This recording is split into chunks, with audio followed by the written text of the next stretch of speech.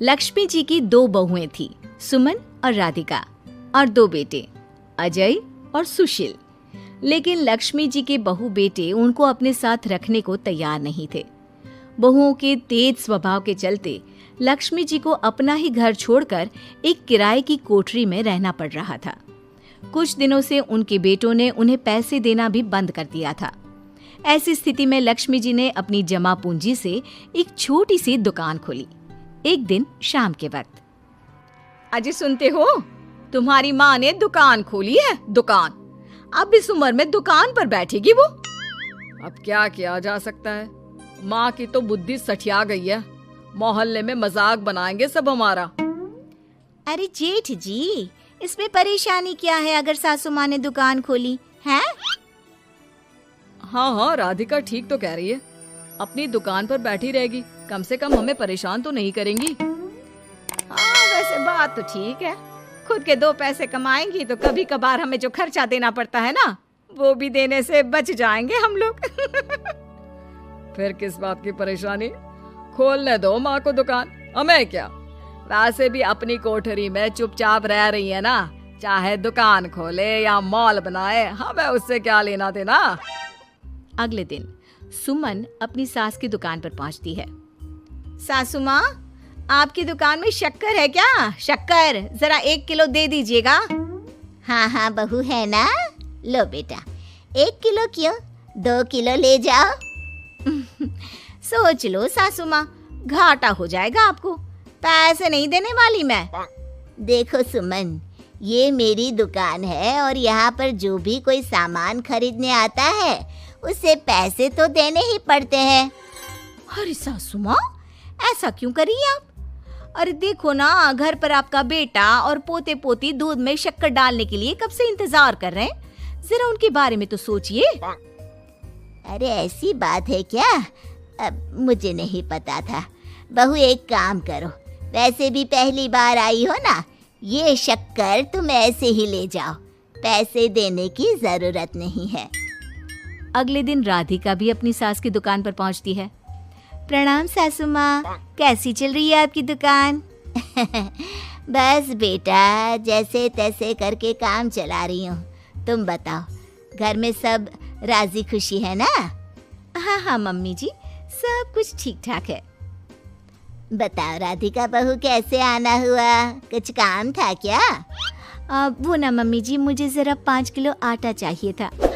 मेरे पैर में ना बहुत दर्द है, इसलिए बाजार तक जाने में ना तकलीफ हो रही थी। घर पर बच्चे भूखे बैठे हैं, सोचा आपसे ही ले लेती हूँ। हाँ हाँ क्यों नहीं बेटा, ये लो 5 किलो आटा ले जाओ। हाँ लेकिन मम्मी जी, आपने जिठानी जी को शक्कर फ्री में दी थी, तो मुझसे भी पैसे तो नहीं लेंगी ना? हाँ, अच्छा ठीक है बेटा, कोई बात नहीं, तुम ऐसे ही ले जाओ, बच्चों से क्या पैसे लेना। कुछ दिनों के बाद लक्ष्मी का बेटा अजय दुकान पर पहुंचता है। कैसी हो माँ, दुकान तो अच्छी चल रही है ना तुम्हारी? सब मोहल्ले वाले तारीफ करते रहते हैं। अब क्या करूं बेटा, तुमने तो मुझे सहारा दिया नहीं, गरीब माँ को घर से बाहर निकाल दिया। कुछ तो करना पड़ेगा ना अपना पेट पालने के लिए। वो माँ ना बहुओं की बहुत चिक चिक रहती थी। अब देखो कितनी अच्छी जिंदगी है तुम्हारी, खुद कमाती हो, खुद खर्च करती हो, इससे अच्छी भला कोई जिंदगी हो सकती है क्या? हाँ बेटा, दिल को बहलाने के लिए तुम्हारी ये बात भी सही है, लेकिन कोई बात नहीं बेटा, मैं खुश हूँ। अच्छा माँ, मैं क्या कह रहा था, जरा 500 उधार तो दे देना। कमाल की बात है बेटा, तुम मुझसे पैसे उधार मांग रहे हो, तुम्हारे पास पैसों की क्या कमी है? अरे माँ, इस महीने की तनख्वाह नहीं आई और आप तो अपनी बहू को जानती है ना, उसे शॉपिंग करनी है, जल्दी वापस लौटा दूंगा माँ। ठीक है बेटा, ये लो 500 रुपए, लेकिन देखो कुछ दिनों में वापस दे देना, मुझे अपनी दुकान के लिए माल भी तो खरीदना है। हाँ हाँ ठीक है माँ, जल्दी पैसे लौटा दूंगा। बहुत दिनों तक अजय अपनी माँ लक्ष्मी के पैसे वापस नहीं देता और सुमन और राधिका बार बार किसी न किसी बहाने से अपनी सास लक्ष्मी की दुकान से बिना पैसे दिए खूब सारा सामान ले आती है, जिसकी वजह से लक्ष्मी को अपनी दुकान में बहुत घाटा होता है। फिर एक दिन जब राधिका सामान लेने के लिए लक्ष्मी की दुकान पर पहुंचती है, सासू माँ, जरा वो 1 किलो दाल तो देना। नहीं बहू, अब मैं तुम्हें या सुमन को कोई सामान फ्री में नहीं देने वाली। तुम लोगों ने कभी कोई मदद नहीं की मेरी, उल्टा मेरी दुकान से फ्री का सामान ले जाकर मुझे मुश्किल में डाल दिया है। लेकिन मम्मी जी, हम तो आपके बच्चे हैं ना। अगर इतना ही मेरे बच्चे हो तो फिर मुझे घर से बाहर क्यों निकाल दिया? देख बहू, अब मैं तुम्हें 1 रुपए का सामान भी फ्री में नहीं दूंगी। और जाकर सुमन को भी कह देना, आए दिन तुम्हारा पति मुझसे उधार ले जाता है और वापस भी नहीं लौट आता। राधिका गुस्से में घर वापस आती है। घर आने के बाद, क्या हुआ राधिका, बहुत गुस्से में लग रही हो तुम? सासू माँ की दुकान पर गई थी ना? सासू माँ का तो कुछ करना पड़ेगा, जब से ये दुकान खोलकर बैठी है। अक्कड़ तो देखो उनकी। अरे लेकिन हुआ क्या है? होना क्या है, दाल लेने गई थी, मुझे 4 बातें सुनाकर उल्टा भेज दिया, कुछ दिया भी नहीं। ये तो सासू माँ ने ठीक नहीं किया। देखो मेरे पास ना एक बहुत अच्छा प्लान है। कैसा प्लान भाभी? हम अपनी सासू माँ की दुकान में किसी चोर से कहकर चोरी करवा देते हैं और सारा सामान अपने घर मंगवा लेंगे। उसके बाद हमारे पास फ्री में सामान भी आ जाएगा और सासू माँ की अकल भी ठिकाने आ जाएगी। ठीक है भाभी, मैं आपका पूरा साथ दूंगी। आप जल्दी से ये काम करवा दीजिए। और 2 दिनों के बाद सुमन और राधिका एक चोर से मिलकर लक्ष्मी की दुकान में चोरी करवा देते हैं। हे भगवान, ये क्या हो गया? इस उम्र में जैसे तैसे अपना गुजारा कर रही थी, लेकिन चोर मेरा सारा सामान लेकर चले गए। अब क्या होगा? तभी वहां पर राधिका और सुमन पहुंच जाती है। क्या हुआ सासू माँ, बहुत दुखी लग रही हैं आप। अरे क्या बताऊं, मेरी दुकान का सारा माल चोरी हो गया। अब अगर आप अपने ही बहू बेटी को सामान नहीं देंगी तो ऐसा तो होगा ना सासू माँ। अब राधिका की बात सुनकर लक्ष्मी को यकीन हो जाता है कि इस चोरी के पीछे कहीं ना कहीं उसकी दोनों बहुओं का ही हाथ है। लक्ष्मी एक प्लान बनाती है। पैसे उधार लेकर अपनी दुकान में फिर से खूब सारा सामान ले आती है। अरे भाभी, देखा आपने, सासू माँ की दुकान तो फिर से सामान से भर गई है।